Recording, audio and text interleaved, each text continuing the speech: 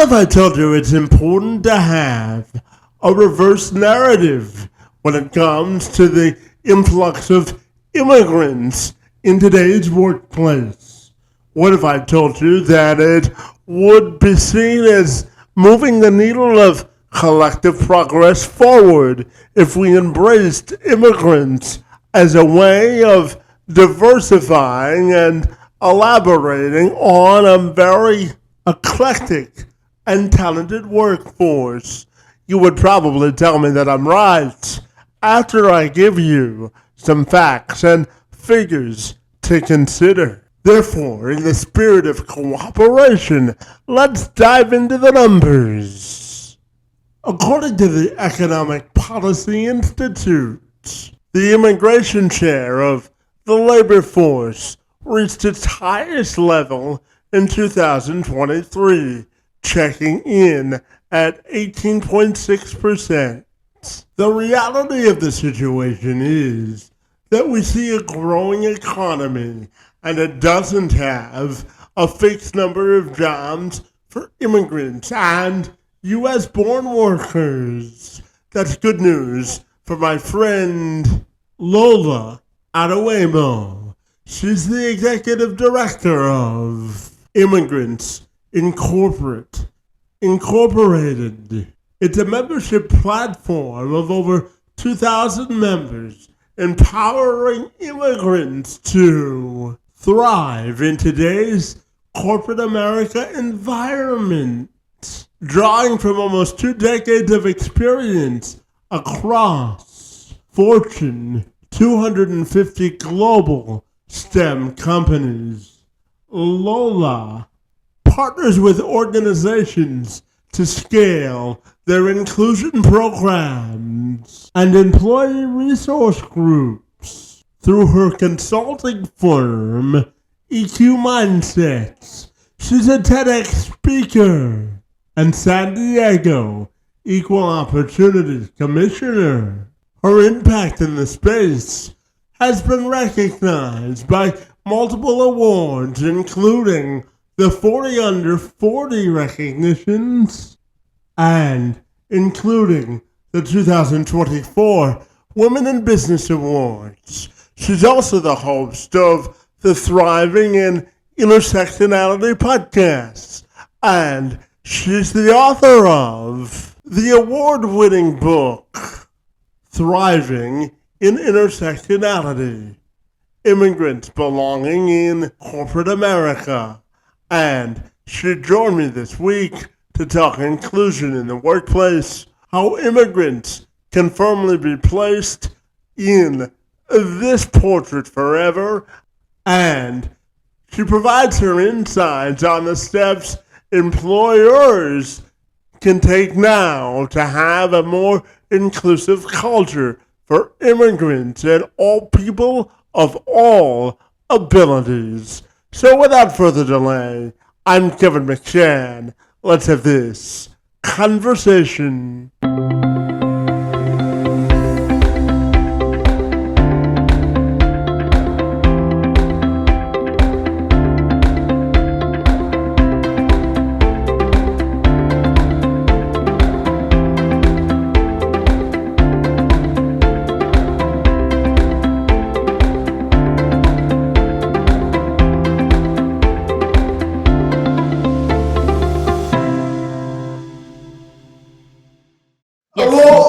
Lola, it's terrific to see you, and I'm excited to engage in conversation with you this afternoon, all about helping immigrants succeed in corporate America. Great to see you today, and thank you for a few minutes, my friend.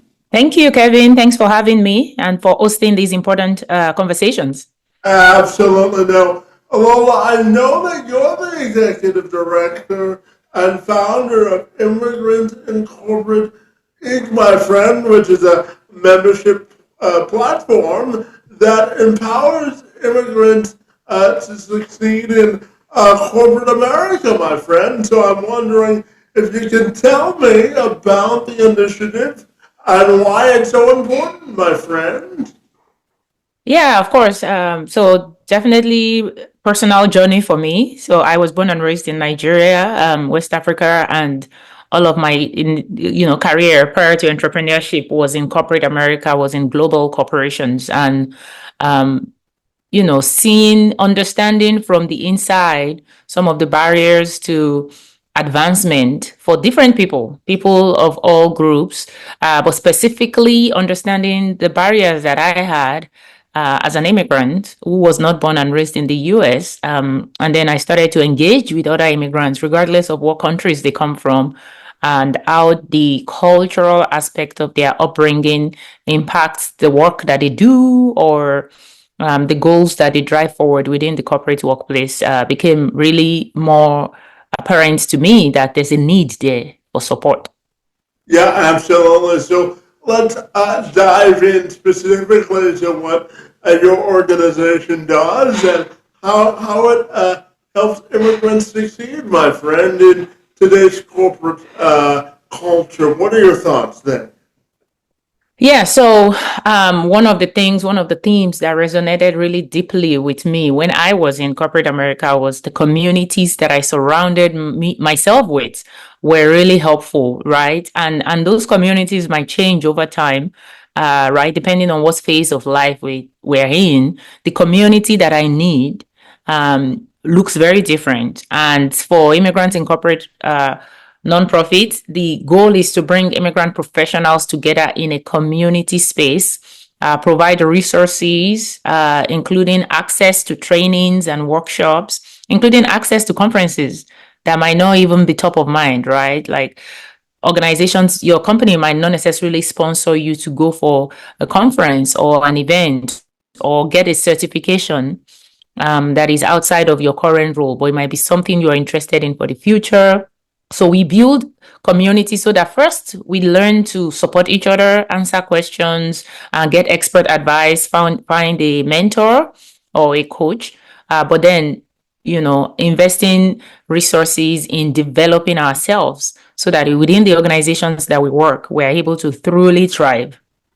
Yeah, absolutely. And I know, my friend, you have 2 decades worth of experience working with Fortune 200 global STEM companies, and you partner with organizations to enhance the inclusion programs and employee resource groups and enhance the employment engagement of this segment of the population that you work with so closely, my friend. So I'd love to hear about your process and mindset about how you partner with organizations and what makes a good partner considering the work that you do. What are your thoughts there? Well, a good partner is a company that is truly intentional about inclusion. And so immigrants incorporate partners specifically around immigrant inclusion. But in my consulting overall, I work with companies that want to accelerate, of course, their business goals. But how are you engaging your grassroots groups and organizations, right? Who is feeling excluded at your organization, and what can you do to make sure that their voices are heard, and that's not just heard, but they are incorporated into the policies and the systems, right? Because inclusion looks very different. Belonging feels very different for everyone. What I need to succeed at an organization is very different in from what the next person needs to succeed at that same organization.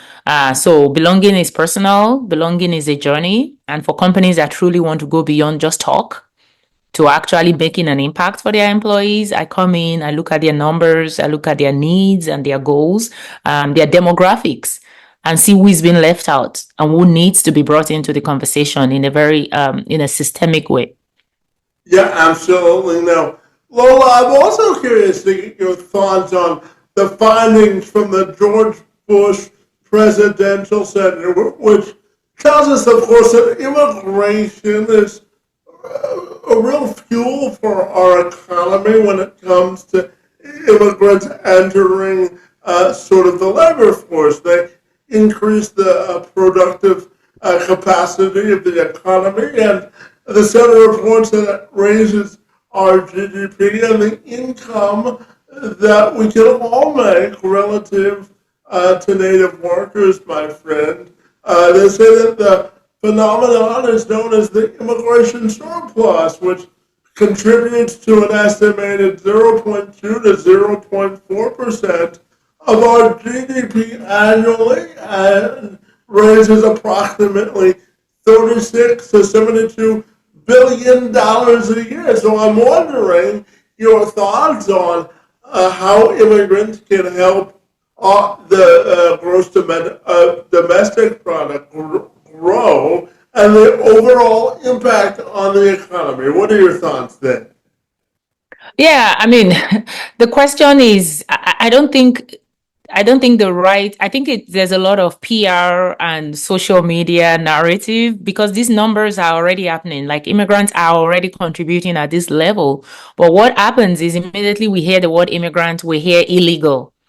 And that becomes the issue. People only associate immigration with crime because that's the narrative that is being perpetuated in the media, right? Immigrants, there are different categories of immigrants. There are people that come in through different routes, and there's a contribution level that comes through as well, right? Like, crime is, nobody wants to support crime, right? Like you're not trying to advocate for crime, but criminals are available. Criminals exist in different demographics, not just immigrants.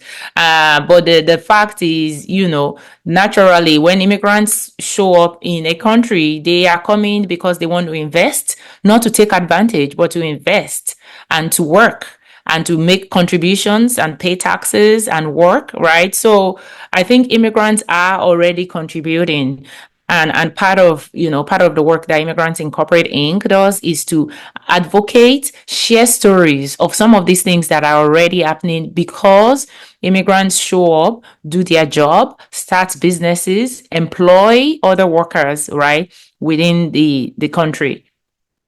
Yeah, absolutely. And, immigrants also help to fill labor shortages, as you know, Yep. work, Yes. working to fulfill jobs where labor is an issue. So I'm curious to also ask you about how we can continue to encourage immigrants to migrate to different parts of the country where a labor shortage is an issue, and how can we make sure that companies know that immigrants can serve as a competitive advantage? What are your thoughts there? Yeah, and I think that a part of the work with Immigrants Incorporate is also these amplifying the spaces where jobs can be posted. So we are working on our job posting platform. Again, when company says we hire diversity, what does that mean? Where do you post your jobs? Are you making sure that immigrants communities are also aware of job postings, of the requirements? Is there clarity around who can apply for your jobs? And even the visa requirement, the job requirement. You have job openings, but if you don't share it to the right people, you will be struggling to fill positions where you have qualified candidates that are not aware. So for companies to look for the right partnerships of organizations, there are different organizations where immigrant professionals are gathering, but of course, I will talk about Immigrants Incorporate as a platform. We have over 2,000 members, most with more than one degree, right? These are professionals with experiences either back home or within the US, a lot underemployed, right? Available and willing to work. And so making these jobs accessible to the people that can fill those roles is a key part of being able to hire diversely.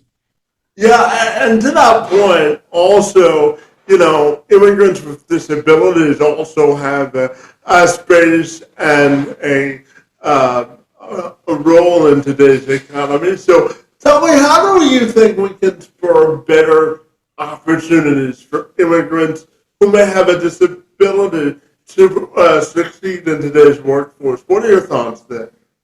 Yeah, so I think it's the more the layers of diversity of social underrepresentation that we have, the higher the barriers, right? Exponentially difficult, right? So it's about talking about people of color, black people, black women, you have gender, you have color, disability added on to being an immigrant, being a person of color is, of course, already excluding people through so many layers.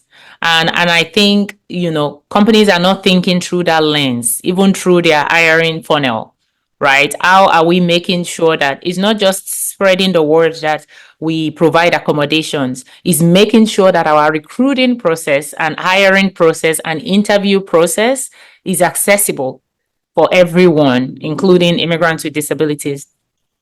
Yeah, absolutely. And when we look at the impact again on the economy in the U.S. and worldwide, the Bureau of Labor and Statistics and the U.S. Census Bureau tells us that if we incorporate immigrants in today's society, they also help to spur like consumer spending and confidence and activities in the market. So I'm wondering your thoughts on the positive benefits that immigrants can have on consumer activity as well. What are your thoughts there? Right. So it's all that journey to belonging, journey to inclusion. If people see themselves represented in your product, there's a lot more confidence to purchase from you.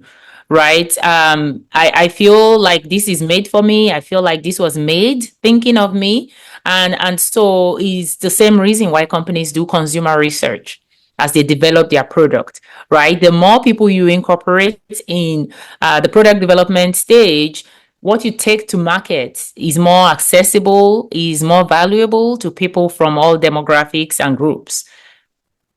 Yeah, and well, what do you think is the key to really elevating the voices of underrepresented groups as a whole? Because I believe it's a all hands on deck mentality when it comes to representing utilized and underrepresented voices in the workforce. So I'm curious to ask you, what steps do you think employers can take to reverse sort of their attitudinal barriers and really embrace diversity as a strength? What are your thoughts there?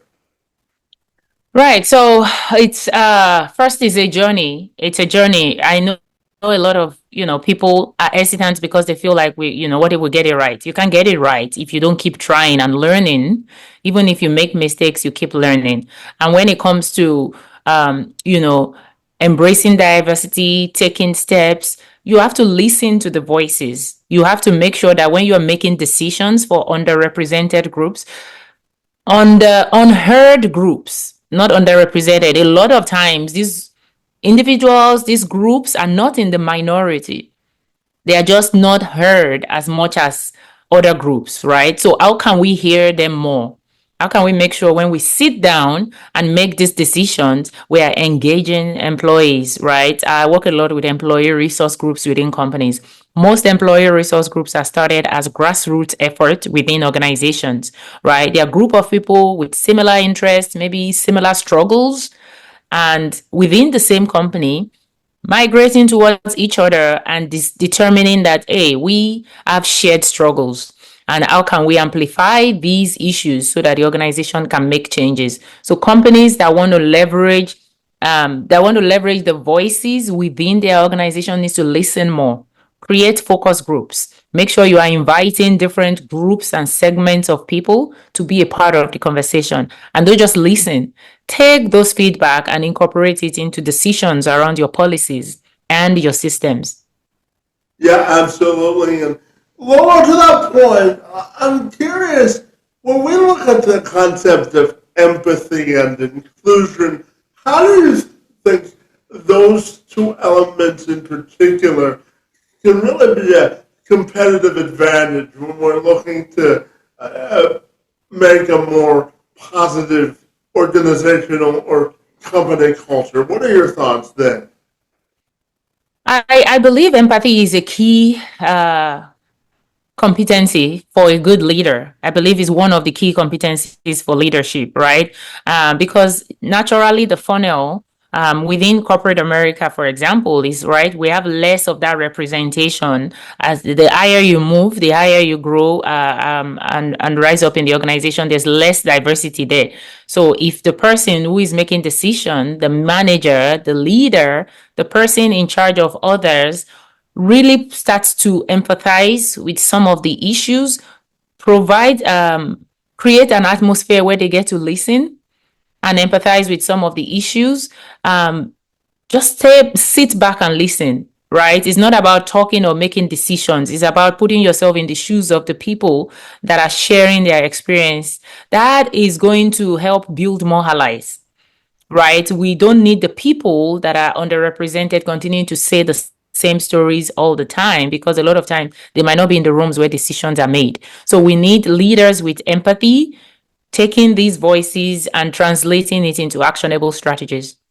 Yeah, absolutely. And Lola, to that point, I used to be the regional ambassador for a project called the Discoverability Network, which was the province of, I live in Canada, so it used to be the province of Ontario's online job matching portal for individuals that, with disabilities and employers to get connected. And one of the taglines or sort of the mantras of the project was that you get more done with collaboration, my friend. And I think more companies need to collaborate to come up with innovative solutions. So tell me your thoughts on reimagining the whole idea of collaboration in order to promote an inclusive organization. What are your thoughts on collaboration in the workforce, my friend? Oh yeah, collaboration is key. I talk a lot about the term intersectionality.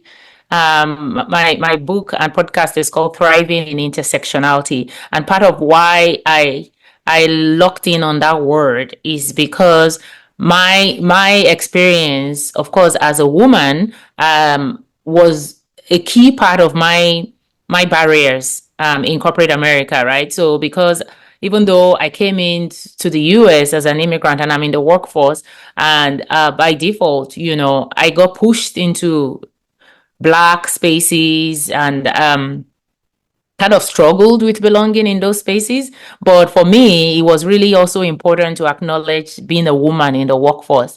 And then at some point, I became a mom while working in corporate America. That's another intersection.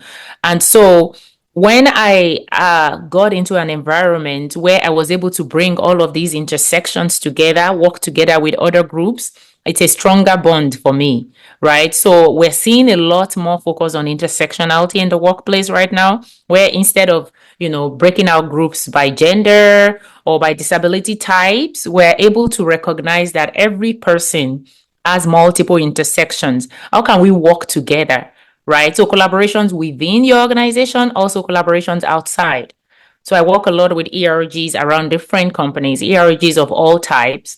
But then we're seeing more ERGs of the same, like the Black ERGs within a certain tech sector, all now collaborating to drive more impact because their goals are also similar, right? So there's an opportunity to engage more people. There's an opportunity to support more people when companies recognize that every individual is an intersection of multiple identities, and collaboration is a way to bridge all of those gaps. Yeah, absolutely. And, I think it's also important, Lola, to really give employees a sense of empowerment and engagement. So I'm wondering your thoughts on how corporate leaders can really reimagine the idea of employee engagement and empowerment. What are your thoughts there? Right. So combining the employee engagement goal with that collaboration that you talked about, right? So we have different functions. Naturally, when people are hired, you are hired through a funnel. You're hired either in marketing or manufacturing, whatever trade you come through, right? And so by nature, we are brought into a siloed space, right? If we want to engage employees, there's a role that collaborating across departments can play, right? Engaging me into the mission and vision of the organization requires more than asking me to just do my job.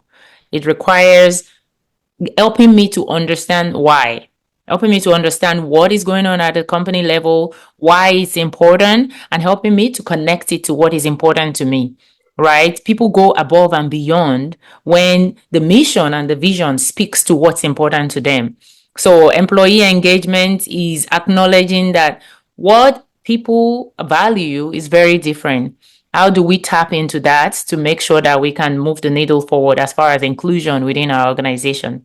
Yeah, absolutely. And when we talk about moving the needle of progress forward in terms of inclusion, I'm wondering if you have a roadmap or 3 steps that employers can take from an advocacy standpoint if they want to contribute to the mission of inclusion. So, what steps can both employees and employers take to contribute to the mission of advocacy and inclusion? What are your thoughts there? 3 steps, there are multiple steps, but I could summarize it as sort of like start with listening. I always say start with listening. Listen to the data, listen to your people, right? The first part is really listening. It's not taking something that works for another company and trying to push it at your organization. You don't know what you need until you've actually taken a minute to listen. So listen, and then based on your listening and your findings, you can determine what you want to launch, right? What project, what initiative, and towards what milestone, right? It's a journey. So listen, launch, and then continue to leverage what you have launched to fix your systems and processes. Yeah, absolutely. And well, I'm curious to also ask you the role that emotional intelligence also plays in redefining today's workforce. What are your thoughts there? Emotional intelligence. I think we can, this is where the individual, sort of values and then maturity comes in when it comes to leadership. I think there are some things that we can't spell out in black and white, right? There's room for maturity and that intelligence as we advance as leaders and also as managers.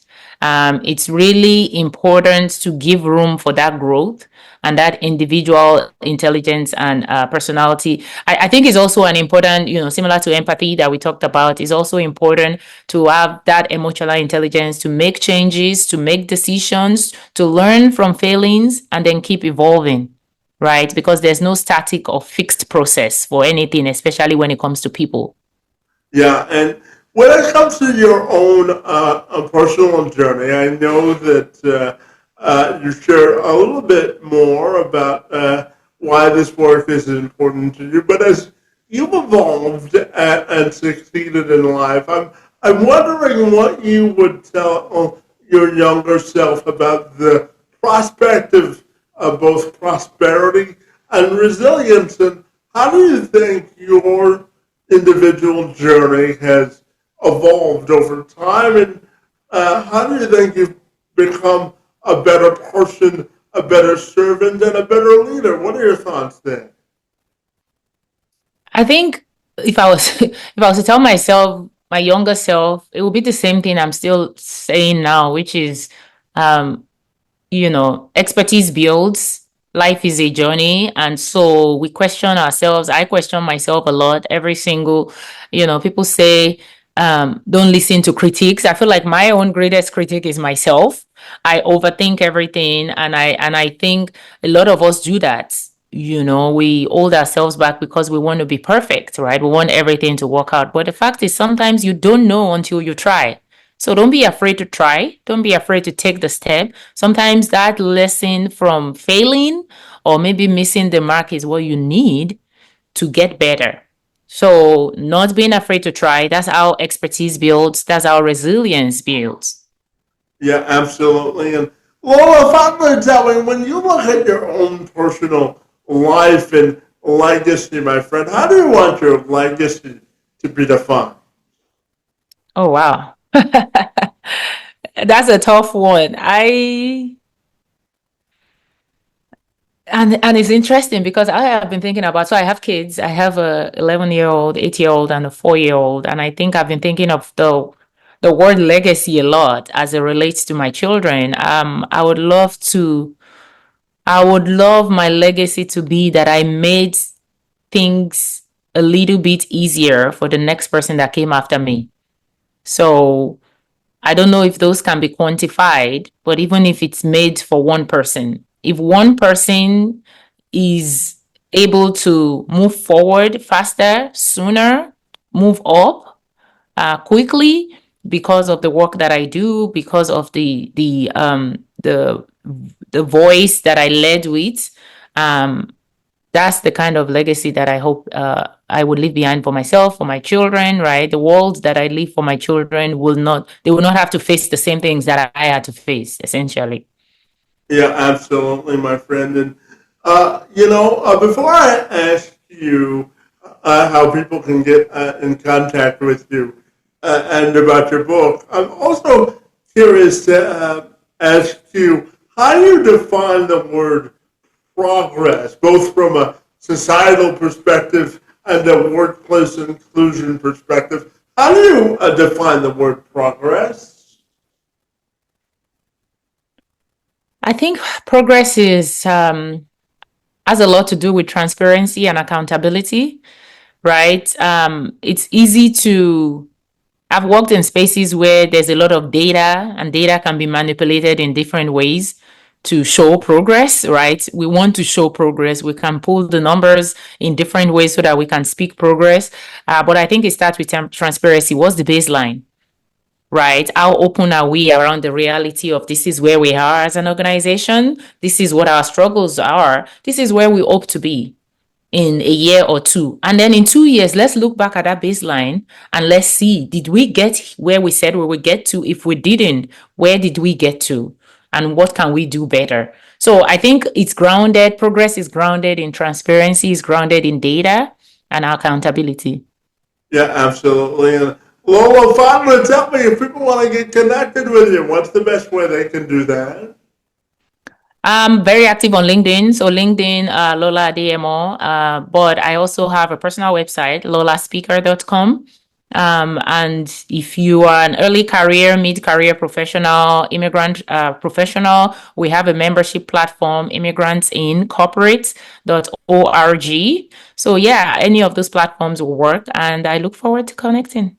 Fantastic. Well, Lola, you're doing transformational work. And on behalf of our workforce and immigrants abroad, my friend. So I want to encourage you to keep up the good work. And I want to thank you for engaging in conversation with me this afternoon. It's most appreciated.